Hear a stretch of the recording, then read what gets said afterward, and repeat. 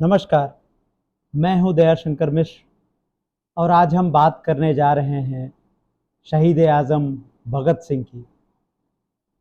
देश एक ऐसे नाजुक वक्त में है जहां हिंसा को लगातार बढ़ावा देने की कोशिशें की जा रही हैं और हिंसा को आगे बढ़ाने में आज़ादी के उन नायकों का इस्तेमाल किया जा रहा है जो आपके दिल के बहुत करीब हैं। इन्हीं में से एक हैं भगत सिंह, शहीद आज़म भगत सिंह। आज हम बात करेंगे भगत सिंह की आखिरी चिट्ठी की, उनके आखिरी खत की, जो उन्होंने अपने फांसी के ठीक पहले लिखा था। आज हम इसकी बात क्यों कर रहे हैं, आज इसकी क्या ज़रूरत है? इसमें दो बातें महत्वपूर्ण हैं। एक तो यह कि 28 सितंबर को भगत सिंह का जन्मदिन था। किन्हीं कारणों से यह वीडियो आपके सामने उस दिन नहीं आ पाया। और दूसरी और ज़रूरी बात कि भगत सिंह को बीजेपी, आरएसएस और वो तमाम लोग जो राष्ट्रवाद के शोर में आपके विवेक को डुबो देना चाहते हैं, केवल उन्होंने पिस्तौल के सहारे या पिस्तौल की छवि में भगत सिंह को कैद कर दिया है। अगर आप भगत सिंह के विचारों को पढ़ेंगे तो चार्ल्स डार्विन से लेकर न्याय, समानता, समता, असमानता, शोषण के विरुद्ध आवाज़ और धर्म, इन सभी पर भगत सिंह के विचार बेहद क्रांतिकारी हैं। आप उनसे प्रभावित हुए बिना नहीं रह सकते। आप जरा सोच कर देखिएगा, पिछली बार आपने अपने भगत सिंह को इस तरह कब देखा था, कब उनके विचारों के पास जाने की कोशिश की थी। तो आज हम भगत सिंह का आखिरी खत, जो 22 मार्च 1931 को लिखा गया था, उनकी जेल डायरी से आपके सामने लेकर आ रहे हैं।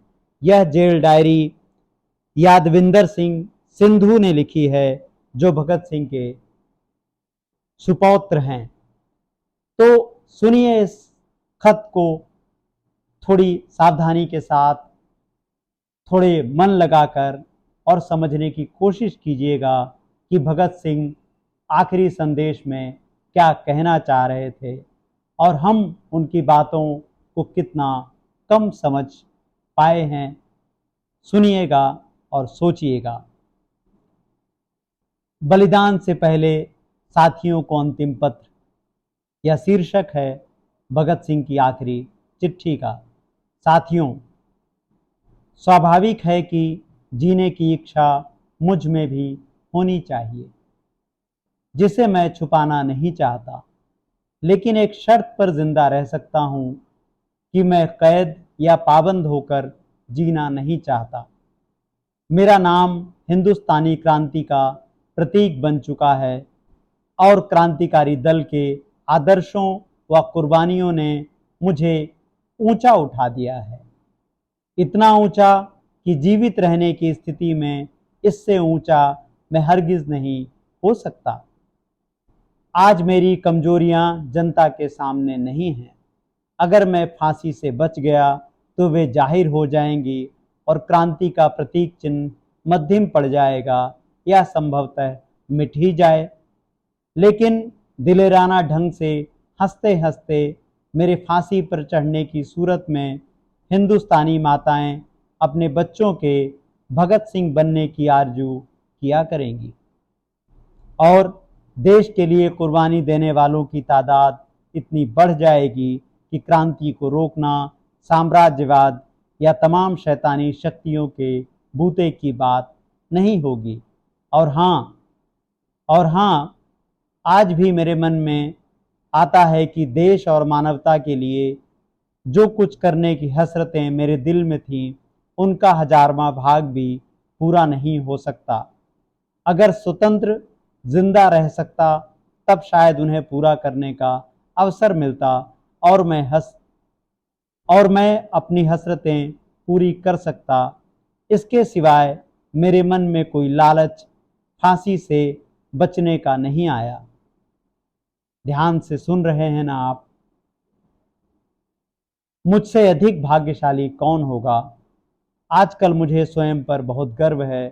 अब तो बड़ी बेताबी से अंतिम परीक्षा का इंतज़ार है और कामना है कि यह और नज़दीक हो जाए। आपका साथी भगत सिंह। तो इस जेल डायरी में उनकी तमाम चिट्ठियां हैं, उनके जुड़े हुए अनुभव हैं, जो हमें भगत सिंह की विचार प्रक्रिया के बारे में बहुत स्पष्टता से बताते हैं। आज केवल इसकी एक झलक से हम शुरुआत कर रहे हैं। आने वाले वक्त में हम इस पर और सामग्री आपके सामने लेकर आएंगे, लेकिन आप हमें ज़रूर बताइएगा कि आप इनको पढ़ते हुए कैसा महसूस कर रहे हैं, या आप भगत सिंह पर, उनके लेखों पर और अधिक सामग्री सुनना चाहते हैं, पढ़ना चाहते हैं, ताकि हमें अपने वीडियोस बनाने में आपकी राय मिले और हम उसी के अनुकूल इसे बेहतर बनाने में कामयाब हो पाएंगे। आप आरएसएस और उनके इतिहास पर भी हमारी श्रृंखला को देख रहे होंगे, तो इस इतिहास बोध को बढ़ाने में, इतिहास पर बात करने में हमारी कोशिश को कामयाब कीजिए। हमारे वीडियोस को लाइक कीजिए, सब्सक्राइब कीजिए और उसे अधिक से अधिक लोगों तक पहुंचाने में हमारी मदद कीजिए। नमस्कार।